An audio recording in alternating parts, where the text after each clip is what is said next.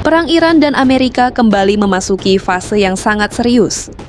Kali ini persoalannya bukan hanya rudal, pesawat tempur, atau kapal perang.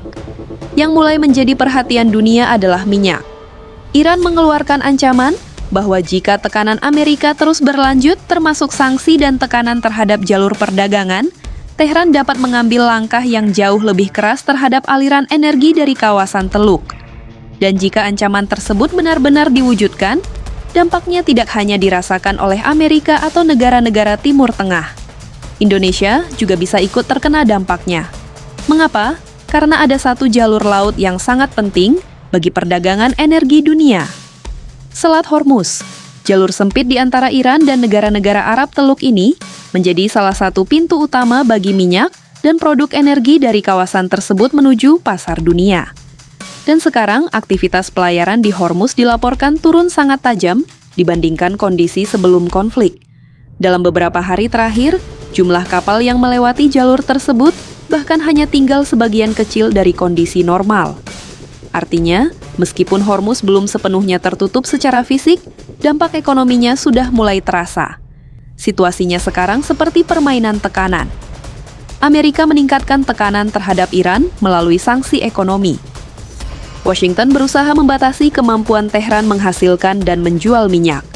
Tetapi Iran mempunyai kartu yang sangat penting. Geografi. Iran tidak harus menghancurkan seluruh armada Amerika. Iran tidak harus menyerang seluruh pangkalan AS. Iran memiliki kemampuan untuk memberikan tekanan terhadap salah satu jalur energi terpenting dunia. Dan itulah sebabnya Hormuz menjadi sangat sensitif. Jika lalu lintas kapal terganggu, perusahaan pelayaran harus menghitung ulang risiko. Asuransi kapal menjadi lebih mahal, kapal tanker harus mencari jalur alternatif. Waktu pengiriman bertambah, dan pada akhirnya, biaya energi ikut meningkat. Jadi perang yang terjadi di Timur Tengah bisa berubah menjadi masalah ekonomi global.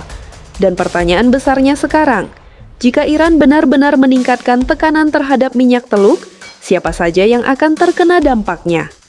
Jawabannya bukan hanya Amerika. Indonesia bisa ikut terkena. Indonesia memang tidak berada di Teluk Persia. Indonesia juga tidak terlibat langsung dalam perang Saturan dan Amerika.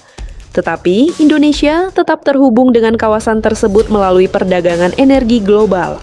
Sebagian impor minyak mentah Indonesia berasal dari Timur Tengah dan sebagian jalurnya bergantung pada kawasan sekitar Hormuz. Artinya, jika pasokan minyak dari kawasan Teluk terganggu, Indonesia harus mencari sumber alternatif. Dan mencari sumber alternatif tentu membutuhkan waktu dan biaya. Pemerintah Indonesia sendiri sudah melakukan langkah diversifikasi sumber minyak untuk mengurangi ketergantungan terhadap kawasan yang berisiko. Tetapi persoalannya bukan hanya dari mana Indonesia membeli minyak. Karena minyak merupakan komoditas global. Kalau pasokan dunia terganggu, harga global ikut bergerak. Dan ketika harga minyak naik, dampaknya bisa menjalar ke banyak sektor. Tagar bukan cuma soal harga minyak ini, bagian yang sering tidak diperhatikan. Ketika harga minyak naik, masyarakat mungkin langsung berpikir, apakah harga BBM akan naik? Tetapi, efeknya sebenarnya jauh lebih panjang. BBM digunakan oleh kendaraan. Kendaraan mengangkut makanan. Truk mengirim barang, kapal mengangkut kebutuhan pokok, pesawat membutuhkan bahan bakar, pabrik juga membutuhkan energi. Jadi ketika biaya energi meningkat, biaya distribusi bisa ikut meningkat. Dan ketika biaya distribusi naik, harga barang bisa ikut mendapatkan tekanan. Dengan kata lain, perang yang terjadi ribuan kilometer dari Indonesia bisa perlahan terasa di kehidupan sehari-hari masyarakat Indonesia. Bukan karena Indonesia ikut berperang, tetapi karena Indonesia berada di dalam sistem ekonomi global.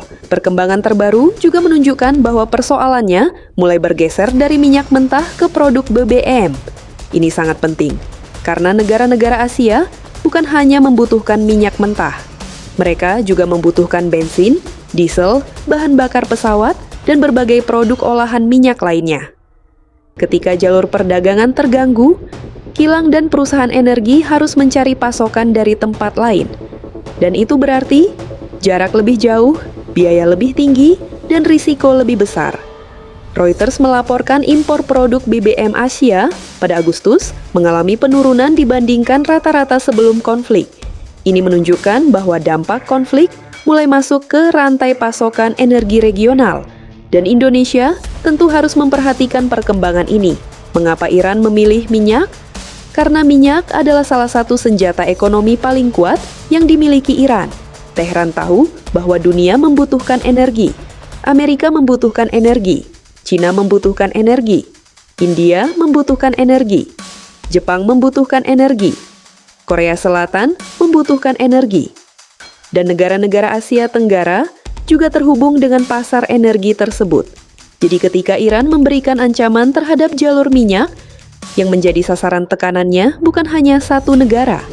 Pasar global ikut bereaksi. Inilah mengapa setiap pernyataan Tehran mengenai Hormuz selalu diperhatikan pasar dunia. Karena satu keputusan di Timur Tengah bisa memengaruhi harga minyak di berbagai negara. Negara Amerika Serikat juga menghadapi dilema Amerika memiliki kekuatan militer yang sangat besar. Jika Hormuz terganggu, Washington tentu memiliki kemampuan untuk mengawal kapal dan mempertahankan jalur pelayaran. Tetapi ada masalah, semakin besar operasi militer Amerika, semakin besar pula risiko eskalasi. Jika Amerika Serikat meningkatkan tekanan, Iran bisa membalas. Jika Iran membalas, harga energi bisa kembali naik. Jika harga energi naik, negara-negara sekutu Amerika juga ikut terkena dampaknya. Jadi, Washington menghadapi dilema, menekan Iran lebih keras atau menghindari eskalasi yang bisa membuat krisis energi semakin besar. Dan Iran sangat memahami dilema tersebut. Cina juga terancam. Selain Indonesia, ada negara lain yang sangat terancamnya. Ada negara lain yang sangat berkepentingan terhadap stabilitas Hormuz. Cina merupakan salah satu konsumen energi terbesar dunia. Jika aliran minyak dari Teluk terganggu dalam waktu lama, Beijing juga harus menghadapi biaya energi yang lebih tinggi. Ini menjadi semakin menarik karena Cina mempunyai hubungan ekonomi yang kuat dengan Iran. Jadi Cina berada dalam posisi yang rumit. Di satu sisi, Cina membutuhkan stabilitas energi. Di sisi lain, dan jika Amerika semakin menekan Iran, hubungan Iran dan Cina justru bisa semakin penting. Iran tidak perlu menang perang untuk memberikan dampak. Ini mungkin bagian paling penting dari seluruh perkembangan ini. Iran tidak harus mengalahkan Amerika secara militer untuk memberikan tekanan.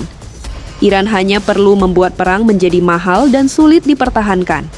Jika Hormuz terus terganggu, jika harga minyak tetap tinggi, jika perusahaan pelayaran terus menghindari kawasan tersebut, jika asuransi kapal semakin mahal, maka tekanan ekonomi akan semakin besar. Dan tekanan itu bukan hanya mengenai Iran. Seluruh dunia ikut merasakannya. Inilah yang membuat perang ekonomi menjadi sangat berbahaya. Lalu apa dampaknya bagi Indonesia? Sekarang kembali kepada pertanyaan utama. Apakah Indonesia akan mengalami krisis BBM? Belum tentu. Dan kita tidak boleh mengatakan bahwa Indonesia pasti akan kehabisan BBM. Pemerintah masih memiliki berbagai pilihan. Indonesia bisa melakukan diversifikasi impor. Indonesia memiliki cadangan energi. Indonesia juga bisa mencari sumber pasokan dari negara lain. Tetapi yang harus diperhatikan adalah biayanya. Semakin mahal minyak dunia, semakin besar pula tekanan terhadap biaya impor. Dan kalau kenaikan berlangsung lama, pemerintah harus mengeluarkan lebih banyak biaya untuk menjaga stabilitas energi. Pada akhirnya, tekanan tersebut bisa masuk ke APBN, dunia usaha, transportasi, dan harga barang. Jadi bukan berarti besok Indonesia langsung mengalami kelangkaan BBM, tetapi semakin lama krisis berlangsung, semakin besar pula risikonya jika Hormuz benar-benar terganggu lebih lama. Sekarang mari kita lihat skenario terburuk. Jika ketegangan terus meningkat, jumlah kapal yang melewati Hormuz semakin turun, perusahaan pelayaran semakin takut masuk, dan negara-negara Teluk kesulitan mengirimkan minyak, maka pasar global bisa menghadapi kekurangan pasokan. Harga minyak bisa kembali melonjak, biaya pengiriman meningkat, harga bahan bakar meningkat, dan negara-negara pengimpor energi harus berebut mencari pasokan alternatif. Dalam situasi seperti itu, Indonesia juga harus bersaing dengan negara-negara Asia lainnya. Cina mencari minyak, India mencari minyak, Jepang mencari minyak, Korea Selatan mencari minyak, dan Indonesia juga membutuhkan minyak. Inilah efek domino yang harus diperhatikan.